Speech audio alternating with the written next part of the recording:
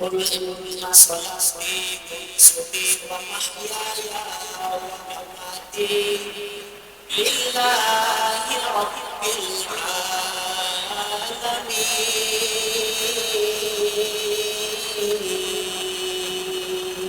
العالمين يا إلهي تو میرا معبود ہے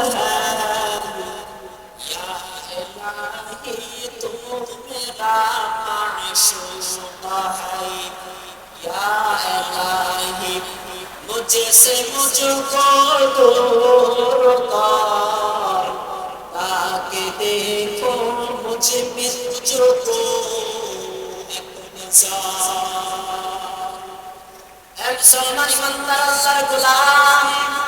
আল্লাহ রাব্বুল ইজ্জত ওয়াল জালাল জানিয়ে দেয় নিশ্চয় আমার বান্দা এবং বান্দি তোমরা জানিয়ে দাও যে আমার রোজা আমার নামাজ আমার রোজা আমার হজ আমার সালাওয়াত এক কথায় যত আল্লাহ রাব্বুল ইজ্জত ওয়াল জালালের ইবাদত আছে আমার আল্লাহ আমাকে বলেছে আমার বান্দা বান্দি নামাজ আমি আল্লাহর জন্য পড়বা আমার আল্লাহ আমাকে ধরে দিয়েছে বান্দা রোজাটা আমি আল্লাহর জন্যই রাখলাম এ আমার বান্দা বান্দি হজটা আমি আল্লাহর জন্যই করবা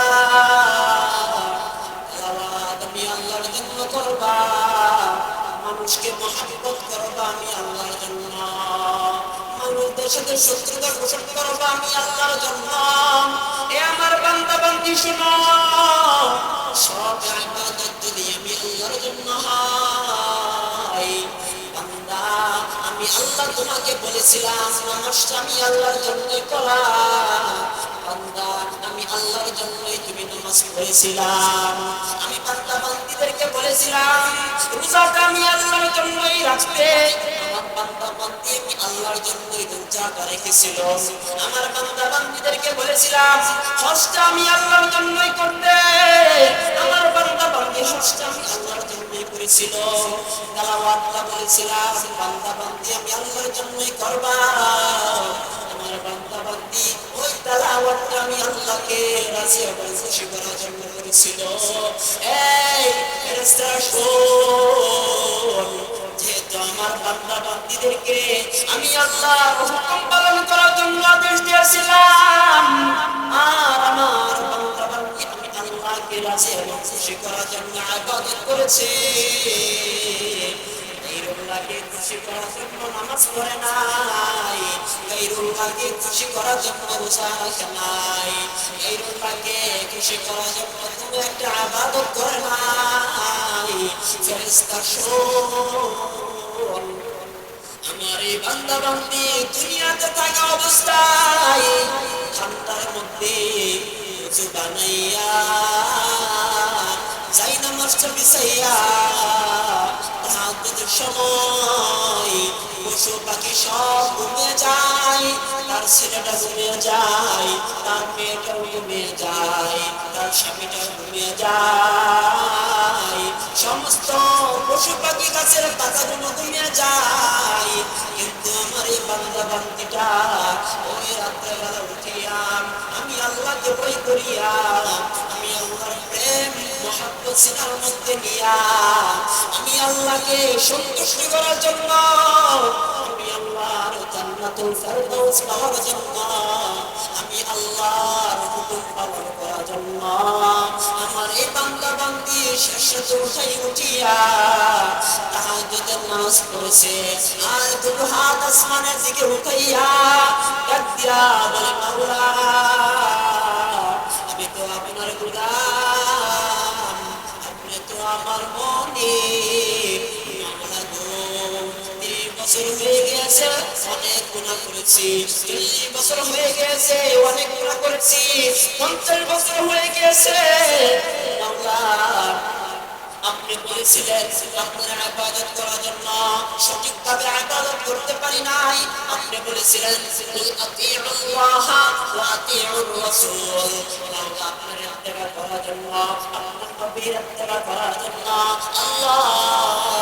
আপনাকে সঠিকভাবে ইত্তেবা করতে পারি নাই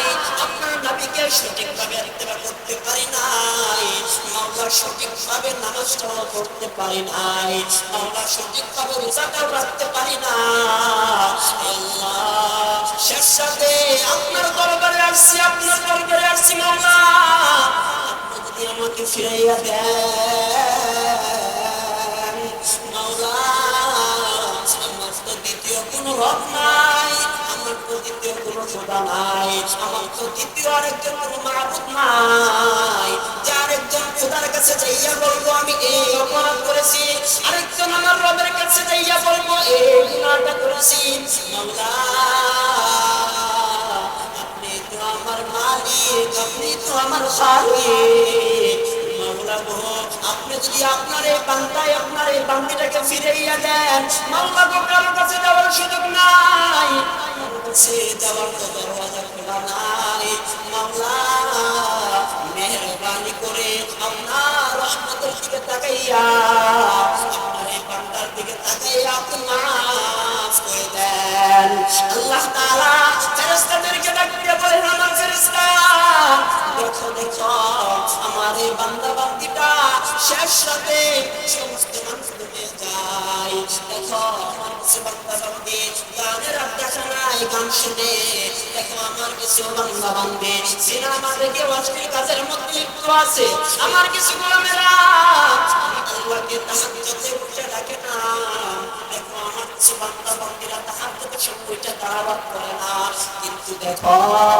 আমি আল্লাহ ওই যে আমার কিছু গোলামদেরকে, আল্লাহর কিছু বান্দা বান্দিদেরকে দেখো খানার অভাব দেই নাই, সম্পদের অভাব দেই নাই, মালের অভাব দেই নাই, দেখো টাকা পয়সার অভাব দেই নাই, ঠান্ডার মধ্যে কনকনে শীত আমার বান্দা আমার বান্দি সুন্দর লেপ দিয়া সুন্দর সুন্দর দিয়া যখন করে ঘুমিয়ে আছে, ওই দেখো আমার একজন গরিব বান্দা বান্দি রাত্রে ঘুমাইতে পারে না, সুন্দর একটা ঘর নাই, সুন্দর একটা লেপের ব্যবস্থা নাই, সুন্দর একটা ব্যবস্থা নাই, আমার ফেরেশতারা আমার এই গরিব বান্দা বান্দিটা তাহাজ্জুদের সময় বিচার আমি আল্লাহকে রাজি এবং খুশি লক্ষ্যে আল্লাহর কাছে তার পিছনের কৃত কর্মের জন্য মাফ চাচ্ছে। আমার ফেরেশতা বলো আমার এই বান্দা বান্দিদেরকে আমি আল্লাহ মাফ কিভাবে না করতে পারি,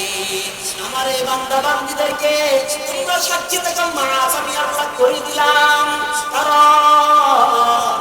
আমি আল্লাহ আমার ওই যে বান্দা বান্দিদেরকে টাকা পয়সার অভাব নেই নাই, খাবারের অভাব নেই নাই, সুন্দর বিছানার অভাব নেই নাই, এত কিছু দেওয়ার সত্ত্বেও আমার ওই বান্দা বান্দিটাকে